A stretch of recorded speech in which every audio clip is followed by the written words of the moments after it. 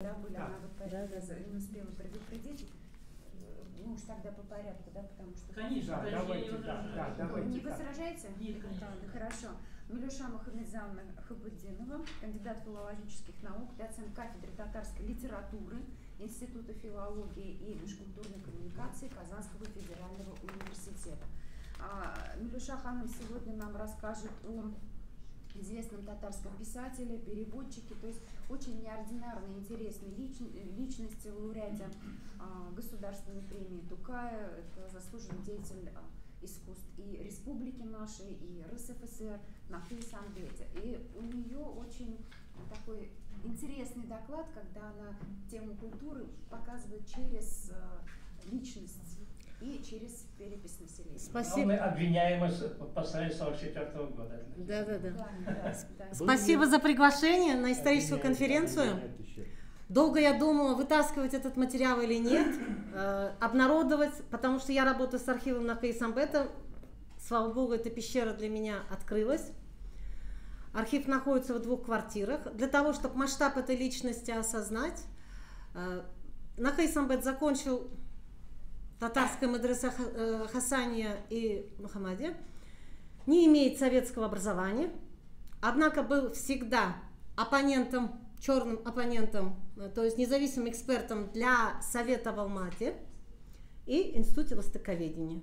То есть его называли народным академиком, а для того, чтобы показать вершину, ну, как бы сказать, с точки зрения современных достижений, первая скопская статья, рецензия вышла о его масштабном труде «Народные загадки» в 1972 году. Так что никто так, наверное, не выстрелил из гуманитариев. За его трудами охотились, в лоб задавали людям, которые пробивались за железный занавес. Книги отправлялись, сам Исамбет был невыездной. Когда он попытался устроиться на работу в Ияли, Гали Халид ему сказал: у тебя нет советского образования, даже лаборантом я тебя не возьму. Я стала заниматься этой темой случайно, после издания романа, когда был поставлен вопрос, кто же Исамбет, вор, плагиатчик или все-таки гений, писал ли он доносы или не писал, что это за доносы. То есть периодически вокруг Исамбета вспыхивали эти кампании, потому что зависть человеческая, она всегда находит себе, где прорваться. Работая в архиве, я наткнулась на одно заявление Исамбета и подумала, что если я сейчас выскочу с этим заявлением, мне могут сказать, что на этом заявлении нет подписи. В течение года, перебирая бумаги, я искала следы дальнейшие. Раз есть черновик кириллицы, значит, должна быть арабица. Исамбет писал на арабице до конца своих дней, то есть в 1992 году он ушел.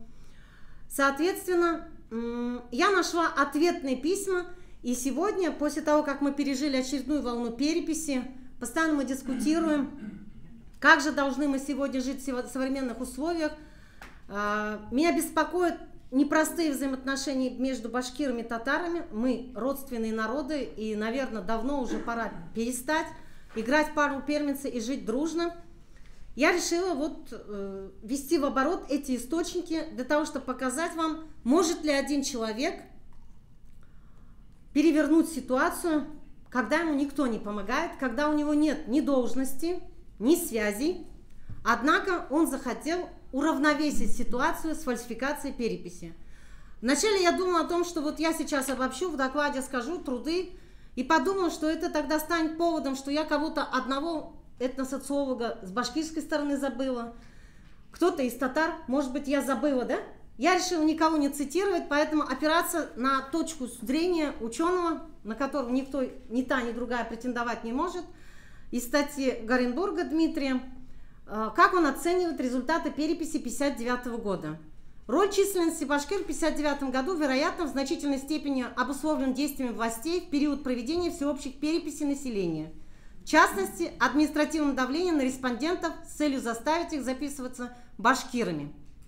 Накануне переписи 1959 года башкирское правительство провело пропагандистскую кампанию, разъясняя людям при ответе на вопрос переписчика о национальной принадлежности, надо руководствоваться своим самосознанием, которое может не совпадать с родным языком.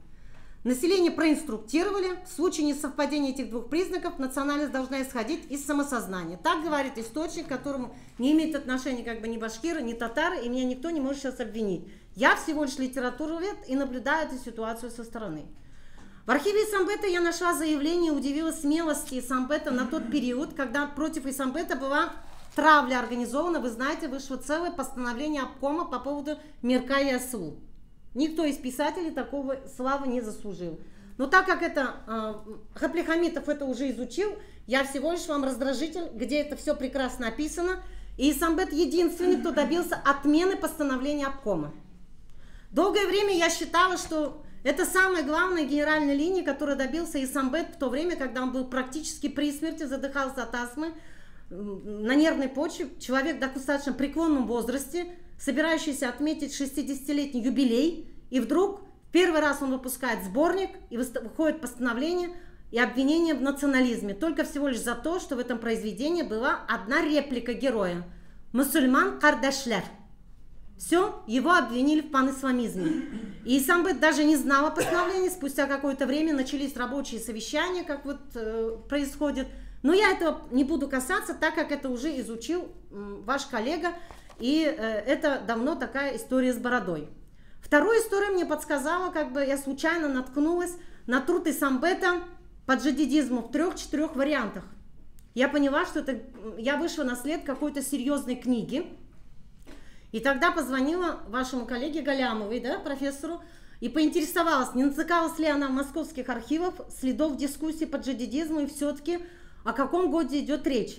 И тут оказывается, Исамбет ни много ни мало в таком достаточно очень тяжелой физической форме встал на защиту татарского джадидизма, сказав, что та компания, которая организована Институтом отечественной истории из Москвы, ни много ни мало с директором, он решил потягаться, имеет печальные последствия для тюркских народов и ведет к уничтожению просветительства как феномена, что джадидизм это не русское просветительство, и нельзя сегодня с этой меркой подходить к той культуре, которую мы созидали в начале 20 века. Галямова мне объяснила, что в архиве она нашла только протокол, а саму книгу Исамбета не видела, то есть она была уничтожена. Но скандал был, говорит, огромный. Представьте, сидит с их точки зрения человек, который не обладает должностью, докторским званием и посмел иметь отличные от генерализованной линии, а эта компания, вы помните, Украина, Казахстан, всех колыхнула эта проблема. И, соответственно, Исамбет выстрелил. И я думала, что все-таки та поездка в Москву, о которой все красочно в воспоминаниях рассказывают, о том, как Исамбет, спотыкаясь, палочкой, задыхаясь, с трудом поднимается в вагон поезда и едет. Я подумала, что, ну, наверное, он поехал все-таки отменять постановление партии, потому что это достаточно серьезная вещь. Но оказалось, секрет этой новогодней поездки был совершенно в другом.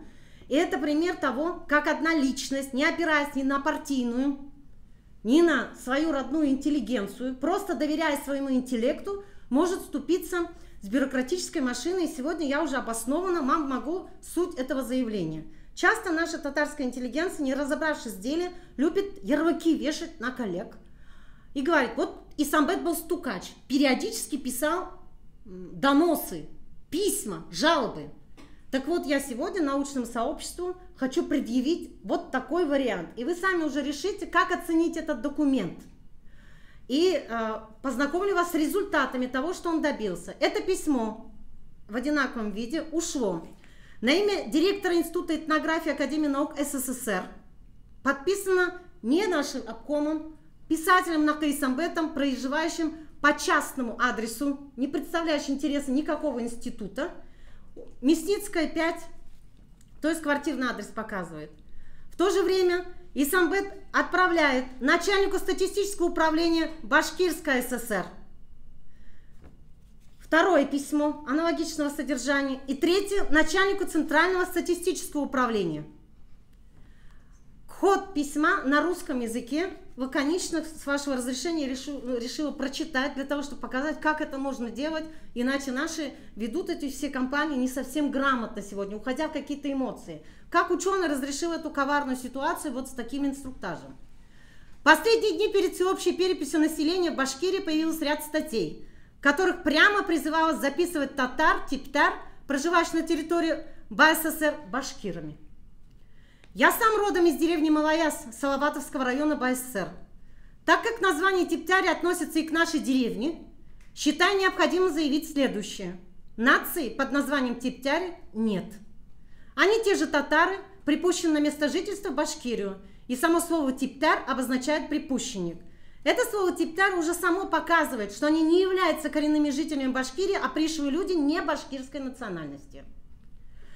Наша деревня Малаяс является сплошь татарской. Родословная деревни показывает, что башкиры никакого отношения к родословной линии жителей деревни не имеют. Эта родословная имеется и в деревне, и у меня на руках. К слову, я ездила в Башкортостан, мне отказались предоставить этот документ. Добралась до этого музея, на который ссылается Исамбет. И экономически наша деревня была в таких же условиях, как и все пришлые в Башкиру татары. Деревня почти не имела земли, и поэтому до революции она арендовала луга у деревни мусатовских башкир. Таким образом, своей историей, экономически и этнически, не являясь башкирской, деревня наша сохраняла свой татарский язык, обычай, уклад и быт. И даже в произведениях современных башкирских писателей деревня наша фиксируется как татарская, например, в стихах Гильязетдинова. Таким образом, совершенно научно необоснованы попытки записывать при всей общей переписи типтар башкирами. Не имея возможности научно обосновать свои требования записи типтар башкирами, авторы статей на эту тему выдвигают тезис, что у типтяр обашкиризился язык. Доказательство этому он видит в том, что там вместо буквы Ч произносит С. И здесь Исамбет великолепную анекдотическую до абсурда доводит положение башкирских лингвистов, то, как они занимают. То есть так, чтобы ни одному русскому цензору, читающему это письмо, не пришло в голову это отрицать. Когда я это прочитала, я вспомнила знаменитую фразу «Ай да Пушкин». Правда, в нашей деревне имеет место это явление. Но это никоим образом не может служить доказательством того, что наш язык является языком башкирским. Это одна из разновидностей татарского говора. Даже под самой Казани в Дубьяцком районе говорят на «сы», где нужно «г», что и послужило поводом для добродушного смеха казанцев, называющих их «псен» вместо «пщен» – «сено». Также у татар-мещераков вместо «ч» употребляется «ц». Это имеет место и у русских. Рядом с нашей деревней в русском Малаясе говорят «цатыри» – 4, «цай» вместо «чай» и так далее. Основываясь на подобных местных формах речи, нельзя доказывать принадлежность данного языка к башкирскому, ибо каждому в Башкирии известно, что национальный башкирский язык определяется не буквой «с», а буквой «х» и другими признаками. Вы посмотрите, как ювелирно. Маленький русский Малаяс находится практически через дорогу. Находится русская школа. Теперь есть институт этнологии. Он тогда вынужден признать, чтобы на башкирском говорят и русские в деревне Малаяс. Это вот просто ювелирное знание языка и тезисов, которые делает Исамбет. Понятно? У нас каждый волен, как личность, определять свою национальную принадлежность по своему усмотрению. Попытки агитировать целой деревни записываться башкиру, мотивируя это целесообразностью или необходимостью, исходя только не территориального фактора или той другой буквы в речи татар-башкир-типтар, возможно, и заставят их записаться башкирами, но это не будет верным и справедливым делом. Дальше Исамбет предлагает свои услуги, институт этнологии, написать научный труд и доказать, опрокинуть тезисы башкирских ученых. Казалось бы, вот тебе глаз вопиющего пустыню. Там целые институты, целые десятки ученых, которые объезжают деревни, ведут переписную кампанию. Здесь молчащий татарский обком, который всегда говорит шапорткна, потихонечку, не влезаем в эту ситуацию. И вот Исамбет. Я думаю, ну как же, против тебя целое постановление.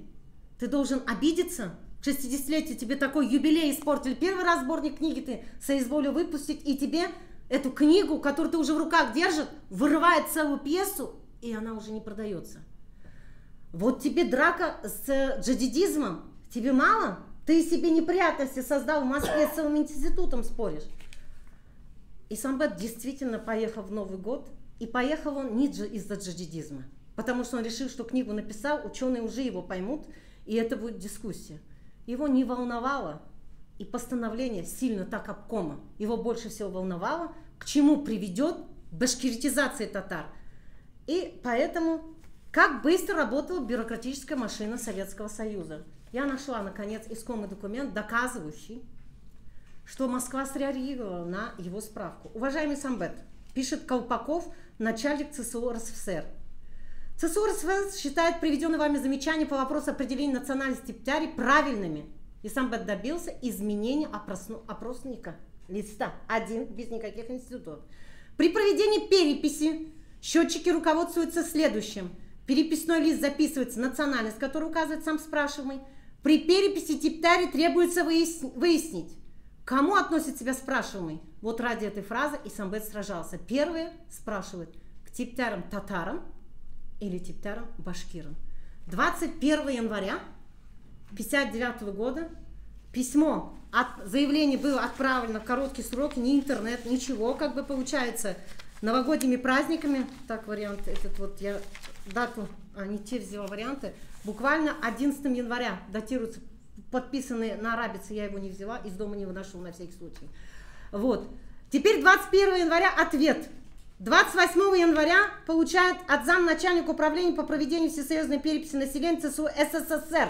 Уровень переходим на всесоюзный. Максимов.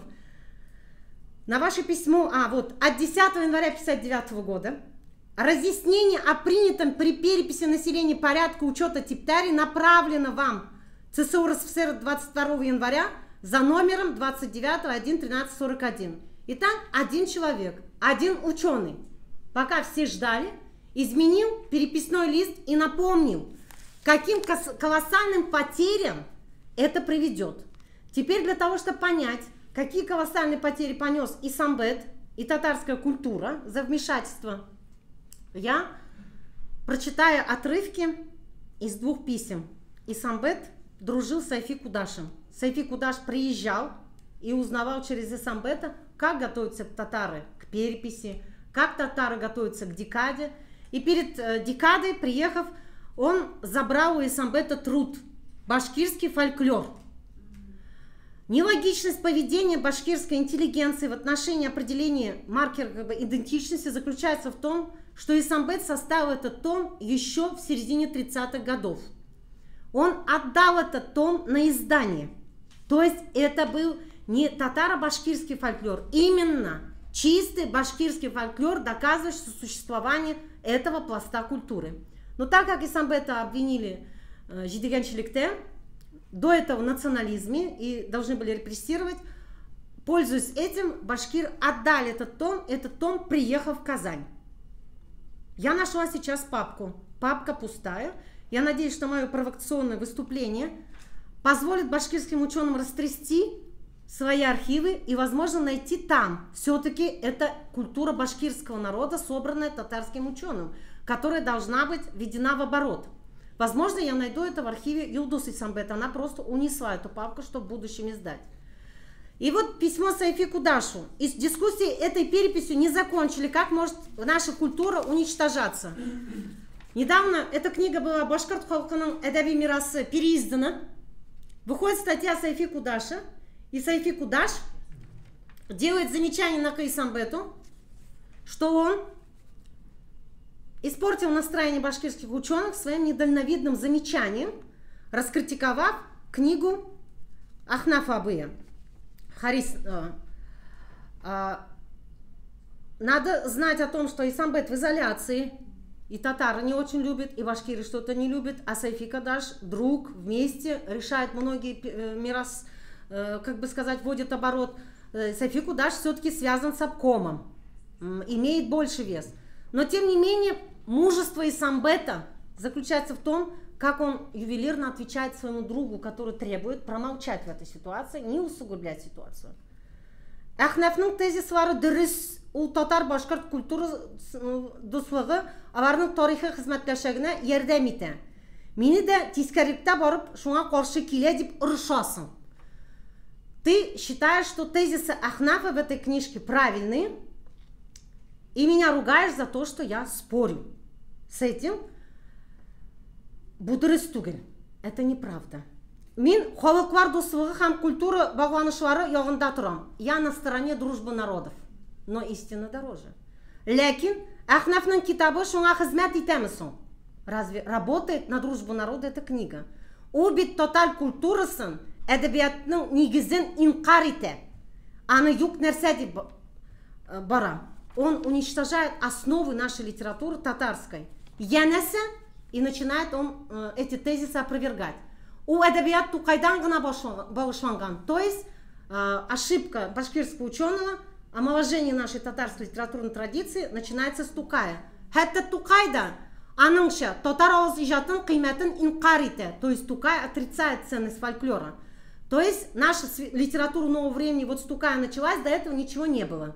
Не было у нас литературы. Әмма Гафури, Акмолларның кым кантуннарынан Тукайдан да элек язулары белгілі. Вот сегодня у нас как бы издаются тома Гафури, опять была перепись, опять дискуссия, кто Гафури, на каком языке писал, к кому он относится, хотя где хранится архив, уже видно. Но, тем не менее, раздается. А я вам доношу голос 66-го года нашего ученого-энциклопедиста, который не испугался поссориться со своим коллегой. Шунуктан, аныңша, башкырт әдебияты Тукайга кадар күп аудан туган. Ул башкырт әдебияты исе бұрынғы шақта әдебияты негізінде өскен. То есть Исамбет отрицает тезис о том, что башкирская литература из чагатайская литература чагатайская как бы вышла и гораздо древнее татарской. То есть это все элемент механизма, запущенного переписью, который мы имеем сегодня. Татарның Тукайга кадарлы әдебияты да шикта үзбек түркісі булган. Ягъни тарихы бұрынғы татар әдебияты булмаган, бәлки бұрынғы гомуми бір түрки әдебият кына булып килгән дип раслый. Не было татарской литературы, она всего лишь часть повторяющейся как бы традиции узбекской традиции турки литературы, как бы он говорит. Я с этим согласиться не могу. И выступает против тезиса, который со стороны Ахнаф Хариса был основан на итоговой научной сессии 1965 года. Он говорит о том, что это преступление вводить русских ученых в заблуждение, публикуя такие научные труды, так как ни русские ученые, ни ученые как бы татарско-башкирской национальности, ни владеющие арабицей могут поверить этим тезисам, так как это идет официально от лица государства. Прочитай, говорит, внимательно этот тезис. Уланда Риза Фахриддинның Асардағы Хамшура журналары хакында яза. Бигейбет, он пишет о трудах Ризы Фахриддина Асар и Шура. Замечательно, что вводится в оборот. Лекин, у Риза Фахриддинның татар галиме һәм әдибе булу хакында, яки аның әсәрләре татар телендә язылган булулары хакында берәр генә сүз булса да әйтәме? Юк. То есть в этом источнике, втором уже под авторством этого человека, не оговаривается, что Риза Фахриддина труды были написаны на татарском языке, и возникает ложное ощущение о том, как развивалась наука в лице этого ученого. Вас как бы уже вот он долго еще много тезисов приводит о том, что это фальсификация, публикация в Шуре и в Асаре может иметь колоссальные, как бы сказать, последствия, когда мы не будем знать своих корней. И Исамбет вступил в эту дискуссию и заработал новые черные шары, которые к нему вернулись тем, что Исамбета на родине не печатают. Не печатают. Исамбет съездил в 1966 году в Алматы и лечил астму, но попутно пообщался с учеными. Дело в том, что они с Сайфи Кудашем вместе замутили дело возвращения писателей запрещенных, проводили ученые советы, писали и в СССР обком, и местные обкомы. Это была часть такой работы, которую они осуществляли неофициально от себя, как ученых, пожилых, выпускников медресе, которые знают ситуацию. И Исамбет в этом письме, написанном Сайфи Кудашу, пишет о том, с удовлетворением, что он посетил библиотеку Академии наук Казахстана, посетил казахские библиотеки и с удовлетворением видит. Почему я сейчас акцентирую внимание? Потому что сегодня эта вредоносная тенденция тоже и там, эта болезнь проникла, и мы сегодня сталкиваемся с этим на научных конференциях. Но на момент 1966 года казахские ученые признают, что татары сыграли огромную роль в культурной жизни Казахстана, и в библиографии очень много трудов казахских ученых в библиотеках хранится, очень много переводов татарской литературы на казахский язык. Он с удовлетворением это показывает в письме на примере собственной библиографии и перечисляет труды ученых, которые он увидел, и говорит о том, что к выводу приходит он: Казахстанда татарлар белән кардәшлек һәм мәдәни мөнәсәбәт дөрес юлга куелган. То есть в Казахстане дружба народов, дружба двух родственных народов, поставлена на должном уровне, правильном, и является примером того, как должна развиваться наука. Сегодня, к сожалению, мы уже видим другое. Мы видим следы забвения. И поэтому я решила прочитать, для того, чтобы воззвать к совести. Этот человек приехал неофициально, побывал, констатировал этот документ переписки, который я сегодня ввожу в оборот для того, чтобы сказать, что тогда, в 1966 году, Казахстан представляли ученые, которые не шли против исторического факта и способствовали популяризации наследия татарских ученых и писателей. И действительно объективно вы поступали. Попутно Накай Самбет говорит о том, что в последнее время странный тезис начался распространяться о том, что татары мешали башкирским писателям и ученым печататься, препятствовали популяризации. Он очень удивлен этому и говорит, для того, чтобы это опровергнуть, достаточно привести результаты деятельности типографий казанских и посмотреть перечень книг, которые издавались, чтобы убедиться, как мы по-доброму относились к башкирским писателям. И часто эти книги впервые издавались у нас. Он перечисляет, поэтому вызывает, он обращается к татарским, ну, как бы ученым и татарским, и башкирским с недоумением, как это можно транслировать в научных трудах. Попутно он анализирует и говорит, что я решил проехать через родину и сравнить библиографию казахской библиотеки с башкирской библиотеки. Я фиксирую опять результаты переписи. И Самбет чудовищную цифру, ну, как бы говорит, он констатирует о том, что в каталоге башкирском, окромя пьес, выпущенных, как бы сказать, под его именем, несколько книжек затертых он обнаружил, больше ничего нет. И предъявляет претензии к своим, как бы сказать, родине, недоумение выражает, потому что считает, что он вклад в башкирскую культуру внес достаточно значительный, потому что он был составителем ни много ни мало азбук первых, учебной литературы вместе с Габдрахманом Сагди. И это ли не свидетельство его лояльности, толерантности? Однако, будучи ученым объективным, он должен констатировать, что крен не в ту сторону есть, и это надо исправить.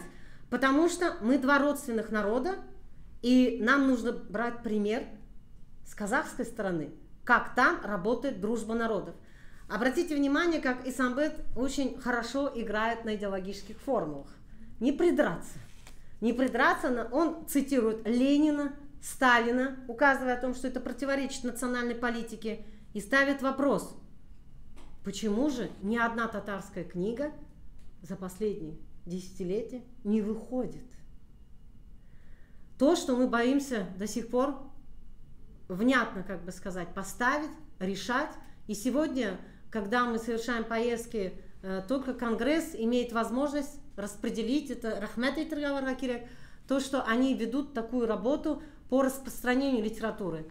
Хотя я считаю, что вот от такого бадания двух наций никто не выигрывает, особенно в сегодняшней ситуации.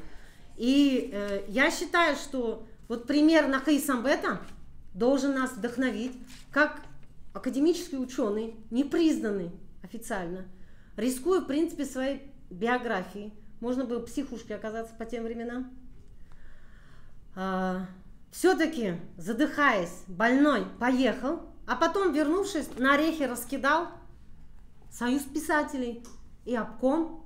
И тогда руководитель нашего обкома позвал Исамбета на встречу и сказал: я не виноват. Стучали твои собратья, драматурги. Я же всего лишь экономист. Я подписал то, что подготовили уважаемые писатели. И тот протокол, который вы прочитаете, я его снова переиздала. Первым его переиздал, получается, Хапли Хамитов, ввел в оборот. на русском языке прекрасно показывает, кто был на стороне Исамбета, и как смело Исамбет сказал: так можно по одному нас перестрелять только за то, что мы поднимаем вопрос и транслируем свою культуру. Сегодня пришли за мной, завтра придут за вами. Как думаете, сегодня это по-прежнему актуально? И мы должны все-таки оставаться при галстуке академической науки и вдохновляться тем, что мы ученые, и оказывается, даже ученый, сидя в одиночестве в кабинете, больной, может внести в такой громаде, как СССР, переписной машине свой вклад и переделать слово «типтяр-башкир», «типтяр-татар», «типтяр-башкир», чтобы хотя бы у человека, которого в то время хорошо обрабатывали, ну, как бы сказать, идеологи, был выбор. Сегодня мы такой активности, креативности, особенно вот в сравнении с малоязом, да, с русским языком, к сожалению, проявить не можем. Поэтому гениальная пушкинская оценка «Айда Пушкин, айда Исамбет» я произнесла, потирая руки, когда прочитала это письмо, заявление. Донос ли это? Жалоба ли это? Я считаю, что это нормальный рабочий инструмент. Конечно, обком, узнав о том, что представитель Татарстана выезжает, решает. Я думаю, знал. Я думаю, обком пользовался Исамбетом, потому что сын Исамбета был ни много ни мало министром культуры Республики Татарстан. И Булат Гизатуллин сопровождал отца в эту поездку. Обком, как всегда, сыграл как с Адыгеем хорошие ворота. Сам заказал, сам на всякий случай отступил и сказал: да кто это? Это же Исамбет, не партийный, безработный. Это он виноват. Хаялы, странный, Худжа Насреддин. У победы, как вы знаете, хозяев много. А надо было решиться на этот шаг. И Исамбет решился. И я думаю, об этом история должна знать. И я думаю, эту историю знают, просто доколе молчат. Ведь эти документы должны были где-то в обкомах осесть. И наши ученые должны были на это наткнуться.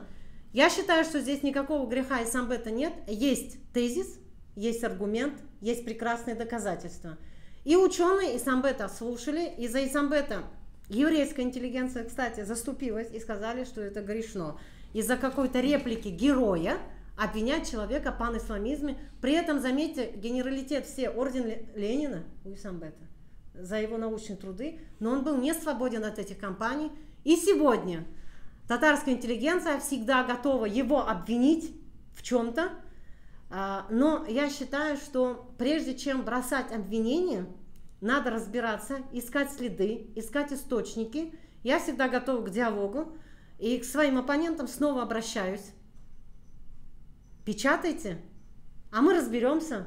И я думаю, здесь сидит очень много историков.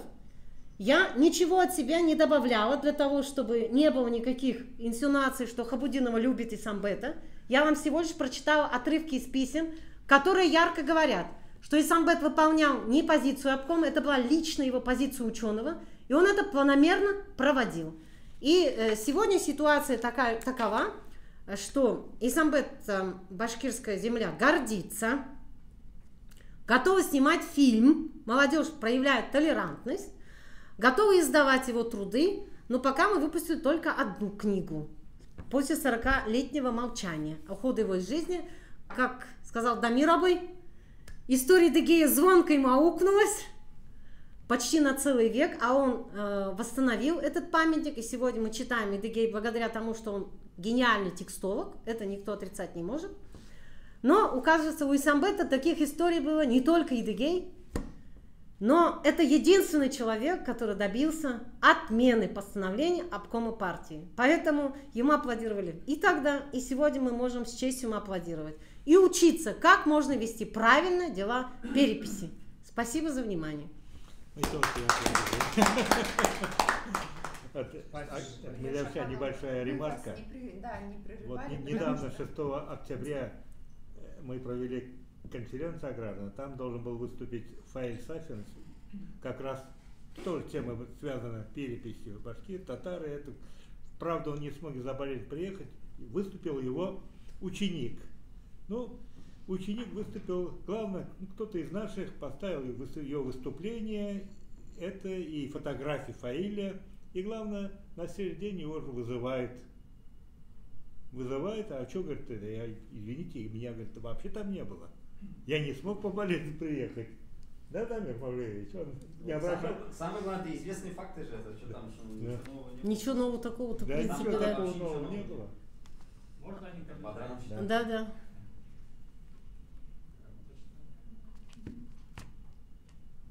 Значит, а вот это, наверное, выключить вам надо. Да. Можно сказать, Вон что там тоже выключи, пожалуйста. Не, все нормально.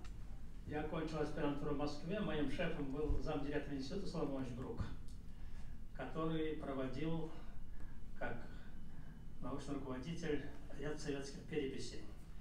Поэтому я через него смог заглянуть в некоторые материалы переписи 1959 года, которые хранятся в Институте этнографии. Я вот там аспирантуру кончил.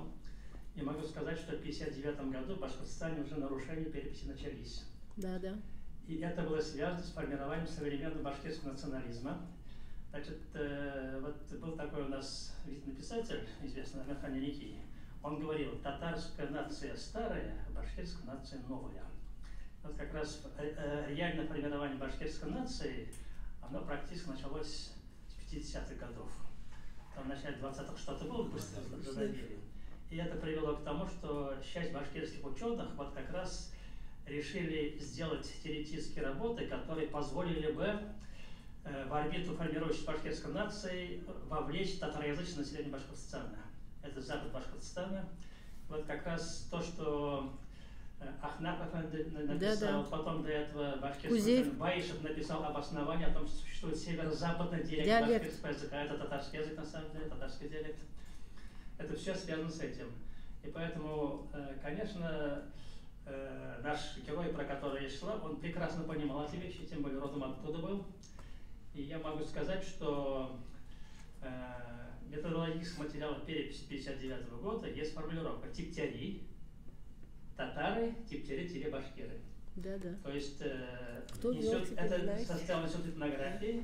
Я думаю, что это подтверждает то, что Гребша рассказала. Все-таки итог был такой. На самом деле башкироязычных типтярей практически нет, очень мало. В основном татароязычные. Это вот говорит о том, что те движения, которые в Татарстане делались, это были защитные движения представителей татарской нации, которые выступили вот против формирующей новой тенденции. Ну, конечно, я могу понять наш обком. Они, как всегда, трусливо занимали такие позиции, боялись всего. Но, тем не менее, вот, видимо, Накисанбет все-таки имел некоторые возможности по этому вопросу ходатайствовать. Судя по тому, что в 1959 году еще не слишком много татарских деревень записали башкирскими, результат был, в принципе, неплохой. Хотя процесс начался, а потом уже получил больший оборот. Это позже случилось. Там у него еще ряд писем есть, где, ну, как бы сказать, я их сейчас не ввожу в оборот, да, для того, чтобы, ну, потом в статье как бы сделать. Он анализирует труды этих ученых, перечисляет их по именам. Соль-то ситуации в том, что он идет же и против родственника Сайфи Кудаши. То есть вот Платон не друг, а истина дороже, опять же. Оппонирует-то с кем, кто создал эту теорию, не называя фамилию, аккуратно, да, для того, чтобы ни на кого не навредить, но все-таки жестко это сделать. Я была очень рада, когда нашла вот эти два документа с печатями, с подписями, которые доказывают, что у нас ведь есть такие ученые, писатели, которые моделируют свой миф о себе, подкладывают документы, доказывают о том, что они вот так с кулаками махали когда-то, да. Я не вводила этот оборот, так как я жена историка, да, просто машинопись. Без подписи, пока не нашла на арабице и пока не нашла ответ. Ответ – это официальный документ, зарегистрированный Москвой, который показывает. Конечно же, вот сегодня, как это оценивать и вот какого рода доносы он писал, кто-то это сказал донос, ну та сторона на нас, как бы сказать, можно ярлыки вешать. Но меня, работа в архиве Самбета, восхищает его работа с источниками. Всегда конспект, всегда откуда взял. И всегда рядом комментарий НИ, и берет свой комментарий, дает как ученого.